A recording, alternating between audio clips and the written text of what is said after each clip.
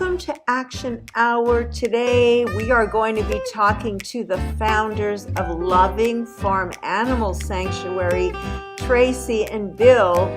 Welcome, guys. And Tracy, tell us about your upcoming fundraiser. It's a fundraiser at a spectacular private residence in the Encino Hills of Los Angeles. And it's called Ode To Olivia because it's to honor the memory of our rescued dairy cow that we lost a few weeks ago. And she was very, very important to what we do because we are an organization that wants to see animal agriculture come to an end. And our friends, Jeff and Mick, it's in their home. Jeff happens to be on our board of directors and they're wonderful people. And so we all said, gee, let's hold it there down in the Los Angeles area. We're going to have photos all around and bios on the animals. And there's going to be the blue cheese that's been a national sensation from Climax Foods. They're donating their cheese. Tree Line Cheese is also donating. There'll be some wonderful California wines that are being donated. So thank you to all of those companies that have been donating. And so we hope a lot of people will come get tickets. There's still a few left. So if they want to make a reservation, they email you and then tell them what happens next. But we will send them an email back explaining all the different ways they can donate for the tickets, because you have to donate in advance to secure your reservation, which is tracy@lovingfarm.org. And also you can go to lovingfarm.org. And what do you want to say about it, Bill? Well, the event is to not only to honor Olivia and tell her story. We're not a typical sanctuary in that, along with our mission statement being to rescue farmed animals that are in dire need, but it's most important is to educate the public on how they're truly treated in the animal ag industry. And we believe that the biggest piece of having the sanctuary is to bring as many people as possible, encourage as many people as possible to come in and visit and be engaged with these animals. I'm a big believer. Once you meet them, it's hard to eat them. Our mission statement is that we rescue as many animals as we can from very dire situations. And beyond that, we educate and advocate. A lot of people believe that animals are here to serve our purposes. But Bill and I are vegan, and this is a vegan sanctuary. And so we set an example of living with people and animals that deserve to be treated with respect and as individuals, and that they're not here to just provide for us. We have been in Paso Robles in Central California for almost 7 years, and we feel like we have outgrown this location. We are no longer feeling like it's helpful to the organization, to the sanctuary, to be in this location. It's gotten progressively hotter, and we don't have a lot of local support here. So another reason for this fundraiser is to gain support from people in the greater Los Angeles area, because we would like to move closer to Los Angeles and hopefully get more donors and volunteers and visitors, because we want to do a lot of live events, where here in Paso Robles, we do live events and we get hardly any local support. Our support comes from Los Angeles. Guys, tell us, when did you first start the sanctuary and how did that all come about? But it was about 10 years ago that we made the decision that we wanted to focus on the biggest need, which was farmed animals. We had both gone vegan over the last year or two before that. And I've been vegetarian since 1988. Going vegan wasn't enough for us. And we wanted to go to the next and try to get other people to come on with a plant-based lifestyle. And we got our 501c3 back in 2014. We got our first rescued farmed animal, Ziva, in early 2015. She's a pig. She's a pig. She's still beautiful. With us. She weighs 500 pounds now, but she was just little when we got her. Correct. We saved her from a very terrible situation. And she's here at the farm right now. She's the sanctuary. Sanctuary. Thank you for correcting me. Farm Sanctuary. Yeah. Loving Farm Animal Sanctuary. Yeah. Because the reason we're sensitive about the distinction is that farms breed and they ultimately exploit and perhaps slaughter their animals. Sanctuaries save. save the animals from those farms. So there's a distinction between farms and sanctuaries. Yes, unfortunately there is. Unfortunately there is. I was going to ask you the question of it's always interesting to our audience.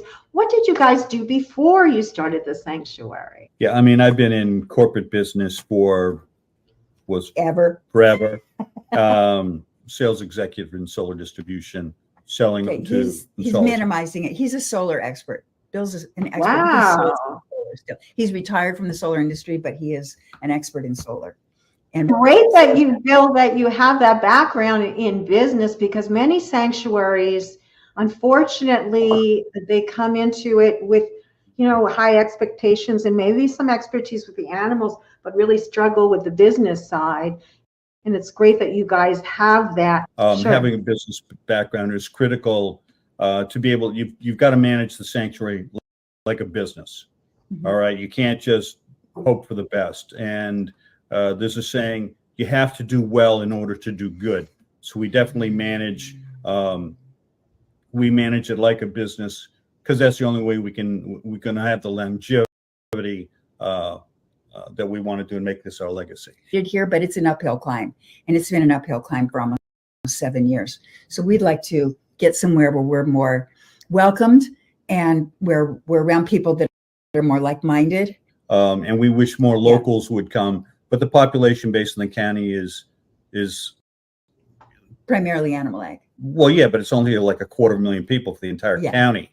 And, and also the kids are raised in the FFA and 4-H programs, which are very hard to combat because those families and those kids are really entrenched in those programs, which is also the opposite of what we do.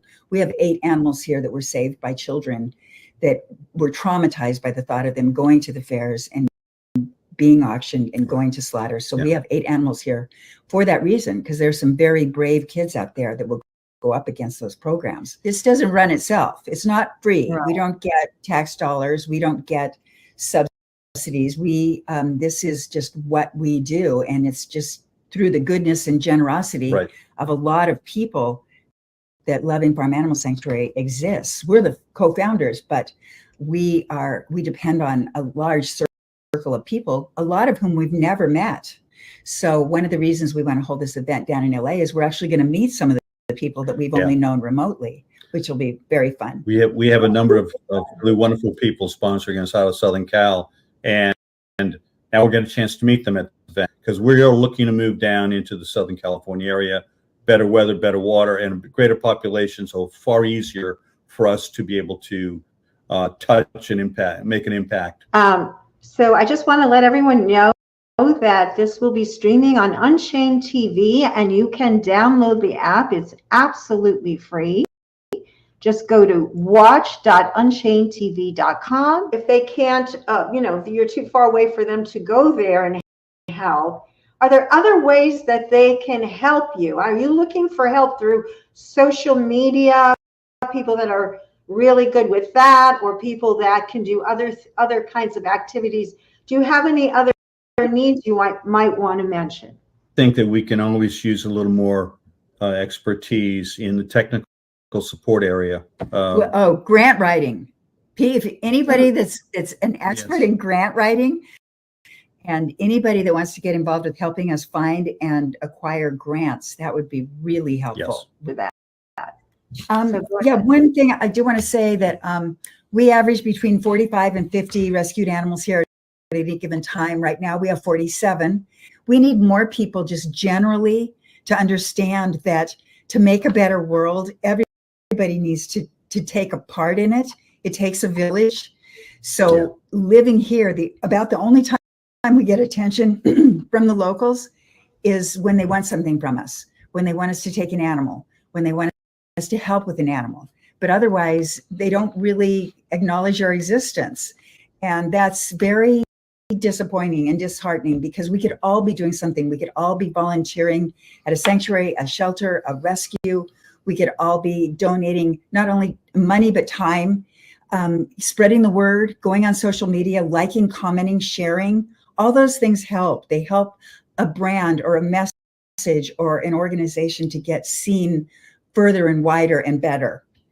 I think, Lindsay, for me is We hope the people who see this come and sign up and join and come and see us in person and hear the story. A lot of people think of farmed animals not like they think of their dogs and cats. They think of them as just being products or commodities. And I'd like to make the point that they feel everything that we feel, and they feel everything that dogs and cats feel. So when we lost our rescued dairy cow, Olivia, our little rescued beef cow, Isabella, was sad. She was grieving. And so we put out feelers to an adoption network, and we found another cow from the dairy industry. And she's here, and we've named her Angelica, and she and Isabella are best friends. And so all of these animals, they want what we want. They want to feel safe. They want to be with their families. They want to be with their friends. They want to form their communities. And it's so important. And so that's why we want to, when we get to our new location, have people come and do that with people and animals, form families, form relationships, form communities, and then take that away and become a bigger and bigger circle of compassion. The animal ag industry wants to minimize the lives of these wonderful creatures.